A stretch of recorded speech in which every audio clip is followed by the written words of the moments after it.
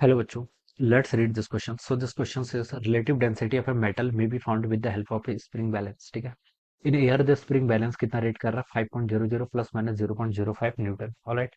And water in water कितना rate कर रहा है 4.00 plus minus 0.05 Newton. Relative density बतानी है. ठीक है, तो बच्चों रिलेटिव डेंसिटी हम कैसे कैलकुलेट करते हैं. रिलेटिव डेंसिटी का फॉर्मूला होता है आपका आपके एयर में जितनी डेंसिटी होगी डिवाइडेड बाय कितना आपका डिफरेंस आ रहा है वाटर और एयर के बीच में. ऑलराइट, तो ये आपकी रिलेटिव डेंसिटी हो जाएगी. तो देखिए बच्चों, इस क्वेश्चन का की कॉन्सेप्ट आप क्या लिख लीजिए. रिलेटिव डेंसिटी रखना है. बस हमें देखिए यहाँ पर किस चीज का ध्यान रखना है. एरर देखिए सिग्निफिकेंट फिगर पर ही बेस्ड क्वेश्चन है. ठीक है, तो हमें सिग्निफिकेंट फिगर का भी क्या करना है, यहाँ पर ध्यान रखना है. तो बच्चों देखिए, पहले तो हम यहाँ पर रिलेटिव डेंसिटी की क्या लिख लेते हैं, डेफिनेशन लिख लेते हैं. रेट पे डेंसिटी को मान लीजिए मैं रो से रिप्रेजेंट कर रहा हूँ. अभी एयर में कितनी डेंसिटी. ठीक है, डेंसिटी इन एयर. ठीक है, तो इसको मैं ऐसे डेंसिटी इन एयर लिख लेता हूँ. डिवाइडेड बाई जो आपका देखिए यहाँ पर डिफरेंस है लॉस ऑफ, जब हम वाटर में इसको डाल लें तो आपका वेट का कितना लॉस हुआ है. एयर में तो 5.00 था और यहाँ पर कितना हो गया आपका. देखिए इसको मैं यहाँ पर ऐसे लिख लेता हूँ, लॉस को मैं डेल्टा एल लिख लेता हूँ. ठीक है, ये आपका लॉस जितना हुआ है. ठीक है, उसको रिप्रेजेंट कर रहा हूँ. ऑलराइट, तो ये बच्चों देखिए कितना हो जाएगा यहाँ से आपका. इसको अगर हम यहाँ पर से लिखें तो ये हो जाएगा देखिए आपका 5.00. ये तो आपका एयर में था. ठीक है, 5.00 प्लस माइनस 0.05. ऑलराइट, इसमें से आप सब्ट्रैक्ट कर लीजिए. जब ये आपका वाटर में था तो देखिए 4.00 प्लस माइनस 0.05. ठीक है, इसको अगर हम सब्ट्रैक्ट करेंगे तो देखिए 5 - 4 करेंगे तो बच्चों ये कितना आएगा आपका. ये तो आपका 1.00 आएगा. एरर ऑफ यहाँ पर एरर नेगेटिव है, लेकिन एरर क्या होता है, एडिटिव क्वांटिटी होती है, ये ऑलवेज ऐड होगा. ठीक है, तो प्लस माइनस वाली जो क्वांटिटी ये ऑलवेज क्या होती है, ऐड ही होती है. तो इसकी वैल्यू हो जाएगी आपकी 0.10 के इक्वल हो जाएगी. कितनी हो जाएगी, 0.10 न्यूटन के इक्वल. ठीक है, अब देखिए ये आप यहाँ पर से हम इसको क्या यहाँ पर से ऐसे लिख सकते हैं. ठीक है, ये हम यहाँ पर से इसको ऐसे लिखेंगे. ठीक है, 0.05. देखिए इसमें कितना सिग्निफिकेंट फिगर है आपका, वन सिग्निफिकेंट फिगर है. ऑलराइट, इसमें कितना सिग्निफिकेंट फिगर है, वन सिग्निफिकेंट फिगर है. ऑलराइट, तो हमें सिग्निफिकेंट फिगर के बेसिस पर नहीं कैलकुलेशन करनी होती. इस पर तो आपका 2 है. एडिशन देखिए, एडिशन और सब्ट्रैक्शन जो होता है उस पर हमें इस चीज का ध्यान रखना होता है कि डेसिमल के पास जितनी प्लेसेस है वो आपका आना चाहिए. यहाँ पर डेसिमल के बाद 2 प्लेस है, यहाँ पर डेसिमल के बाद 2 प्लेस है, तो इसमें भी डेसिमल के बाद कितनी आनी चाहिए, 2 प्लेस आनी चाहिए. ठीक है, जैसे यहाँ पर 5.00 था और ये 4.00 था, तो जो इसको सब्ट्रैक्ट करके आएगा उस पर भी देखिए डेसिमल के बाद उतने ही प्लेस आने चाहिए. यहाँ पर 2 प्लेस है, यहाँ पर 2 प्लेस है, तो इसमें भी आपके यहाँ पर 2 प्लेस है. ठीक है, तो ये बिल्कुल करेक्ट है. ठीक है, ये आपका एडिशन और सब्ट्रैक्शन का रूल था. लेकिन मल्टीप्लिकेशन और डिवीजन करते ना हमें सिग्निफिकेंट फिगर देखना होता है.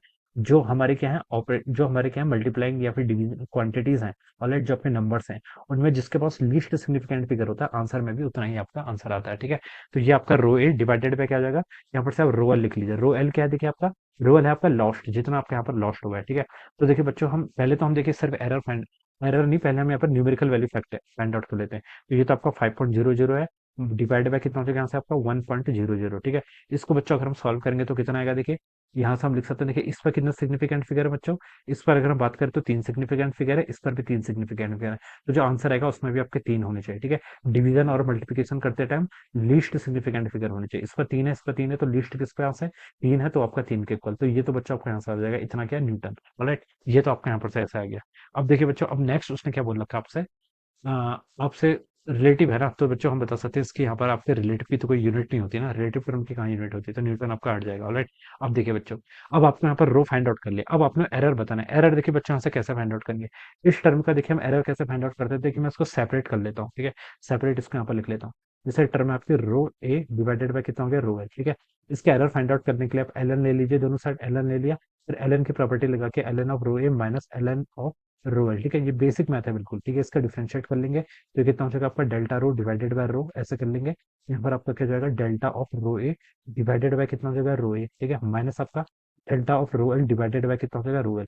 ये आपका फॉर्मूला जाएगा. ठीक है, अब इसको हम इंटू 100 कर लेंगे तो ये क्या हो जाएगा आपका परसेंटेज एरर. अब इसको भी आप क्या कर लीजिए, 100 से इंटू कर लीजिए. ठीक है, आपको यहाँ पर परसेंटेज एरर के टर्म में आंसर यहाँ पर बताना है. ठीक है, तो ये आप यहाँ पर से इसको इस तरीके से क्या करेंगे बच्चों, सॉल्व करेंगे. ठीक है, तो देखिए अब यहाँ पर क्या कर लीजिए, वैल्यू पुट कर लीजिए, delta rho bye rho into 100. अब आपको देखिए 5.00 ये फैक्टर तो आपने फाइंड आउट कर लिया. अब एरर आपको अलग बताना है. डेल्टा रो ए एरर एयर में देखिए आपका बच्चों यहाँ पर कितना है, एयर में देखिए कितना था, देखिए 5.00 प्लस माइनस 0.05, ये है ना एयर वाला. ठीक है, ये जो रीडिंग क्वेश्चन में गिवन है, तो इसमें आपका एरर कितना बच्चों 0.05 का, तो मैंने पुट कर लिया 0.05 डिवाइडेड बाई क्या है, रो ए. रो ए कितना आप यहाँ से 5 के इक्वल, तो इसको आप लिख लीजिए यहाँ से ऐसे 5.00. ठीक है, प्लस एरर आपका ऑलवेज ऐड होता है, ये नेगेटिव नहीं होगा. ऑलवेज एरर क्या होता है, एडिटिव क्वांटिटी होती है, तो हम यहाँ पर मॉड लगा के कैलकुलेट करते हैं उसमें. ठीक है, ये आपका ऐसा होता है मॉड, ऐसे यहाँ पर मॉड लग जाता है. ठीक है, तो एरर क्या होता है आपकी एडिटिव होती है तो ऑलवेज ऐड होता है. अब हमें क्या बताना है, एल एल में देखिए आपका कितना एरर है, यहाँ से देखिए 0.10 के इक्वल है, तो इसको हम लिख लेते हैं 0.10 डिवाइडेड बाय इसकी वैल्यू कितनी है 1.00 के इक्वल, कितनी 1.00। परसेंटेज एरर फाइंड आउट करना है तो इनटू क्या कर लीजिए 100 कर लीजिए, तो यहाँ से आपको इसको आप सॉल्व कर लीजिए। अब देखिए बच्चों हम यहाँ पर क्या कर रहे हैं, अब हमें यहाँ पर डिवीजन करना है, क्या करना है डिवीजन।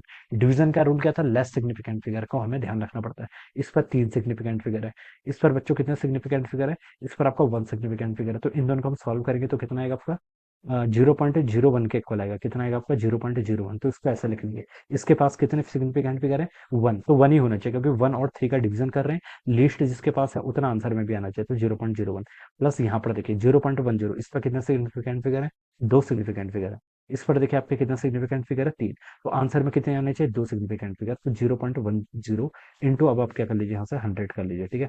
अब देखिए इन दोनों को ऐड करेंगे, ऐड करते टाइम देखिए अब हमें क्या करना पड़ता है, डेसिमल के बाद प्लेसेस का ध्यान रखना पड़ता है, इसमें डेसिमल के बाद 2 प्लेस, इसमें डेसिमल के बाद 2 प्लेस, जो जो फाइनल आएगा उसमें भी डेसिमल के बाद 2 होनी चाहिए, तो 0.11 इंटू आपका क्या हो जाएगा 100, तो बच्चों यहाँ से कितना गया आपका 11, हाँ यस 11% हो जाएगा, कितना हो जाएगा यहाँ से 11%, तो ये बच्चों का आपका एरर आ गया।